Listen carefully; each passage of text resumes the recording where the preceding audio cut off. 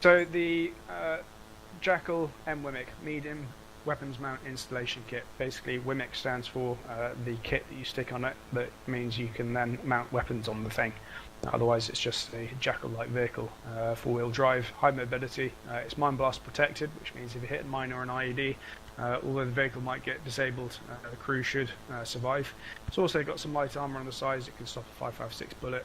7.62 will probably go straight through it. Any heading of that will probably neutralise or destroy the vehicle. So lightly armoured, but it's not an infantry fighting vehicle. It's not a warrior. It's certainly not a tank. So it can't withstand a decent weight fire coming its way. The best cover it's going to get is the ground, just the same as if it was a light infantryman. It needs to be putting into decent fire positions, and I'll cover that in a minute. Your best defence is the speed. It's highly mobile. It can travel very fast, both across rough terrain, across country, and on roads. And it can also, being a vehicle, carry a fair amount of kit. Obviously, weapon systems itself provide a significant amount of firepower to augment what you'd normally get as a section when dismounted. So you got on these ones HMGs and GMGs on the roof, which gives you a massive force multiplier over and above what you normally get as a dismounted section. Plus you get the dismountable GPMG in the commander's seat. Typically, obviously, you dismount and fight that with that one on foot, but game things means we can't actually take it off. So essentially that gives us an extra GPMG to play with as a section. Not a lot we can do about it.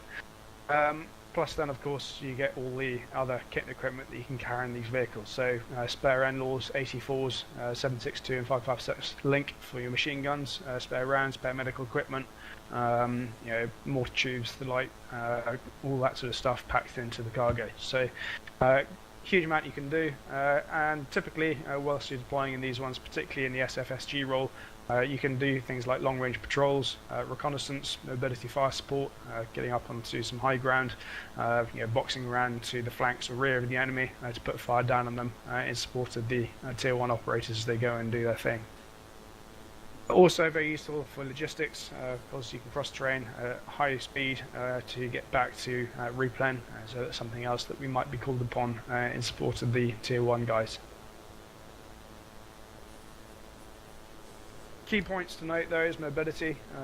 You have to think slightly wider when working in these vehicles than if you were a light infantryman. So typically as a light infantryman, your sort of area of interest is reduced between sort of 600 and 1,000 meters. 1,000, 1,100 meters being the effective range of a GPMG, give or take, and 600 meters being the effective range of your small arms weapons in a section role.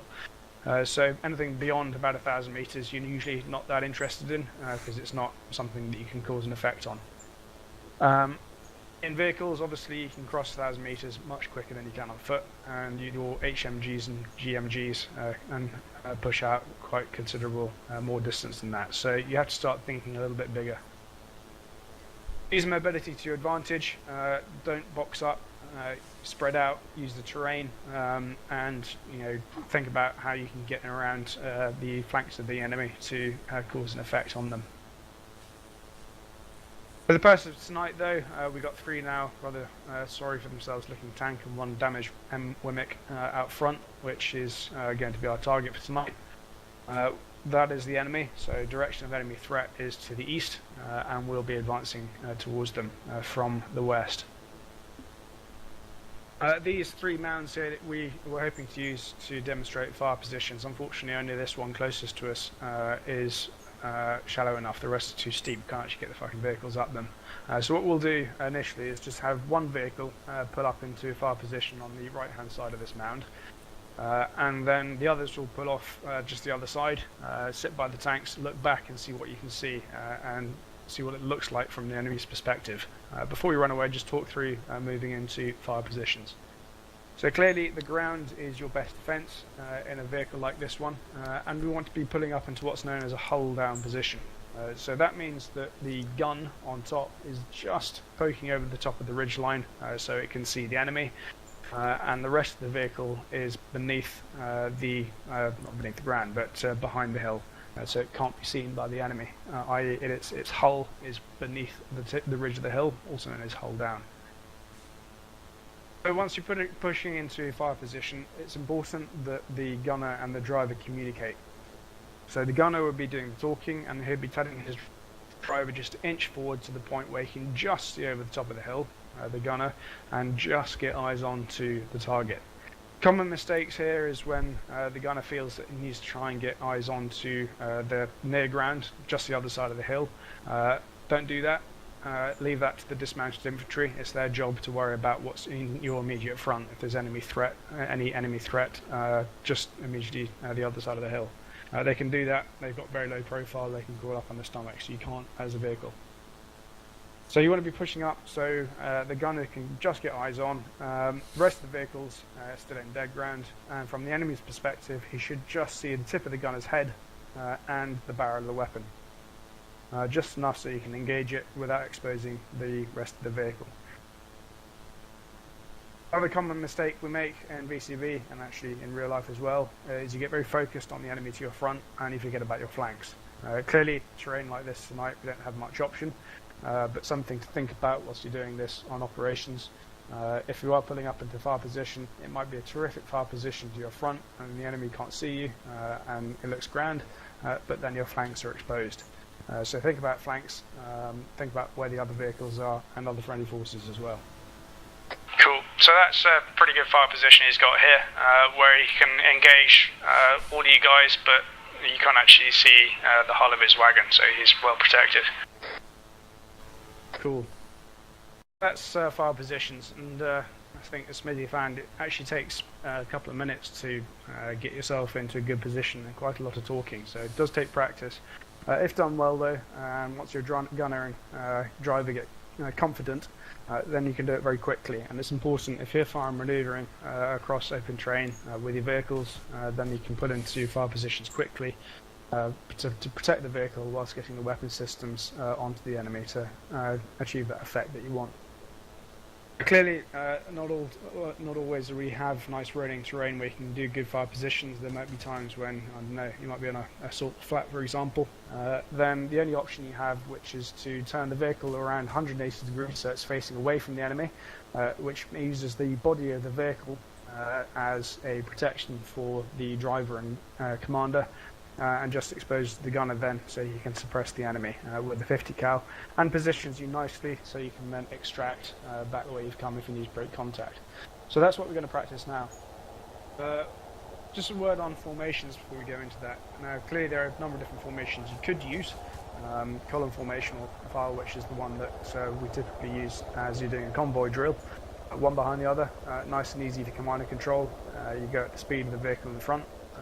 And it's cheers easy. If you come under contact, you just either stop, turn around and fuck off, or you break through the contact out the other side and deal with it afterwards, which is what we've taught until now in VCB. Other formations you can use exactly the same as if you are working as a dismounted section. You could go in arrowhead formation, better effective weapon systems to the front if you're expecting an immediate enemy threat, but obviously harder for command and control, particularly in fast moving vehicles. Other things like box could be used, but again they all have different positions of the weapon systems, different command and control considerations, and if you fancy practicing them, you can do that as section training at some point. But really, for the purposes of what we teach, all you really need to know is convoy drills, which we teach on another day, and then forming a baseline. Now, with only two vehicles, this is going to be relatively straightforward. It's when there's more vehicles that it starts getting complicated. But in simple terms, you advance into contact in a nice long column. You get contact at the front. It's enemy at an obstacle shooting towards you, and you need to form a baseline to engage from the wagon. So everybody stay mounted at this point because you haven't been told to do anything else. The lead vehicle pulls 45 degrees to the right. That then protects his driver using the body of the vehicle, but it also means that his commander with the GPMG and your HMG or GMG on the roof of the vehicle can start engaging the enemy and suppressing them maximum rate of fire. Second vehicle then just pulls off to his right hand side, but turns around 180 degrees so he's facing away from the enemy. and then again the gunner starts to suppress them. At this point you've got a baseline. If you've got any other vehicles, third vehicle he'll put off to your left, same detail, 180 degrees, facing away from the enemy, ready to get out of the dodge if he needs to, and his gunner suppresses the enemy. Plenty of space and maneuverability, so give it a nice wide turn. Just pull up, 10 to 50 meters on the right hand side, spin, do a hard right turn all the way around, so you're facing look back at where you've come. No need to stop and reverse or any of that fucking around. If it's done smoothly, should be nice and quick, and you're suppressing the enemy. At this point is then the section commander's decision what he wants to do next. So he will give fire control order exactly the same as normal. But he might then decide he's either going to dismount his guys and fight through on foot, or he's going to break contact in the vehicles and disappear. So that would be the quick battle orders that will follow up, but we'll do that in a second. First thing though, we'll just practice the contact drill. You got contact front there. Last it, right. Last.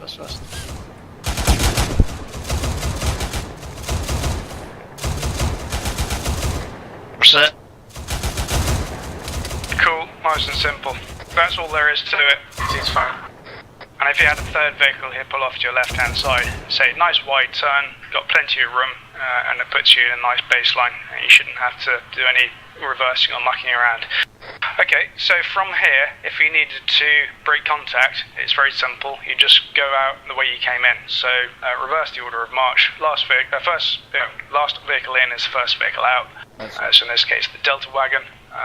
Once you receive the orders from your section commander to break contact, just pedal off same direction he's come from. And then the section commander's vehicles, whilst he's suppressing, will be the last one to move. So let's do that now.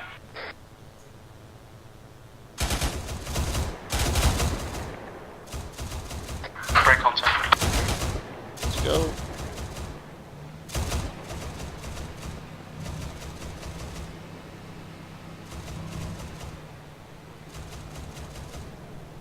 Cool. So that's very simple. As you can see, the whole point of doing that immediate action drill on contact enables you then to be in a position, if you need to break contact, you can just do it straight away without any fucking around. And if done slickly with a swift decision, there'll be no need to even stop. You can just spin around, turn around, go back out again the direction you come from. Minimum fuss, minimum manoeuvring. You're not sort of trying to rejig the order of march or anything. You just disappear back out again. Last thing to cover then is fighting with dismounts alongside the vehicles. So exactly the same immediate action drills on contact. So first lead vehicle 45 degrees, rear vehicle goes to the right hand side, 180 degrees, spins around. Section commander will then give his quick battle orders, so what the enemy is, his intent, what's he going to do about it, and then in this case he'll be calling for dismounts. Now remember, at this stage the driver and the gunners, you will stay mounted and you'll continue to engage the enemy. Dismounts get out and just move to the rear of the vehicle, remembering that at this point the vehicles are facing away. Only difference between that is that the lead vehicle, the Charlie vehicle, obviously you're at 45 degrees at this point, so your guys want to push off to the left-hand side, but pretty much in your vehicle it's going to be the commander +1 anyway, so just push off to the left-hand side of the vehicle so it can then spin around to its right and it won't run you over on the way out. Once the dismounts are done and he's given his fire control orders or whatever he's going to do, then the section commander has obviously choices at this point. He can either keep the vehicles where they are to provide some overwatch and to suppress the enemy whilst he fights through on foot, or he might decide that he wants to push them off to a Zulu muster. That is a location where you can dismount the remaining packs and they can rejoin on foot and just leave the vehicles in cover. Or he might decide that he wants to push them off to a fire support location to support his section while he does an assault. But again, section commander's decision at that point. Fiddy.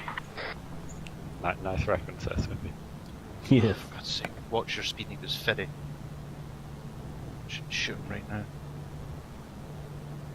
Who was it? Russell. Yeah, contact whenever you want. Contact front. Right round, but to dismount. On axis 100 meters, down rocks, rapid fire.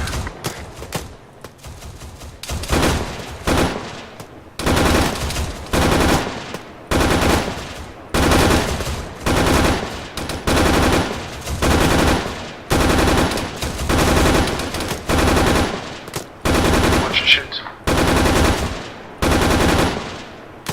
Can I shoot through rabbits? Yeah, why not? So yeah, very straightforward. As I say, immediate action drills remain no change. If you've got other sections with you, they'll be pushing off to your left or right respectively and doing the same thing.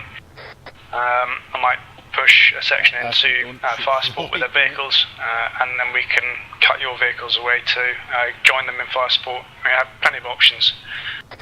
We can use their mobility to our advantage and to cause that effect. Right, so what we've covered then, basic characteristics of the MWMIC, some very simple drills of moving into firing positions, and then your immediate action drills when you come on actions on contact. So saying dismounted. Clearly, we also teach anti-ambush drills. That's what we used to do quite a lot, which is when you just pile on through. Section commander's cool. If it looks relatively clear to the front and he's getting contact on the flank, probably by far the easiest thing you can do is just to pile on through that contact. Get yourselves into some dead ground, sort yourselves out, and then decide what to do about it. Either aggressive counter-attack or just mug them off, bypass, and crack on with your main mission. But in this instance, if you are contacted and you can't get past them, then positioning our vehicles to give us the options. One is to break contact rapidly if we need to, or secondary to dismount and engage the enemy. All about speed and manoeuvre, which is why it's a drill.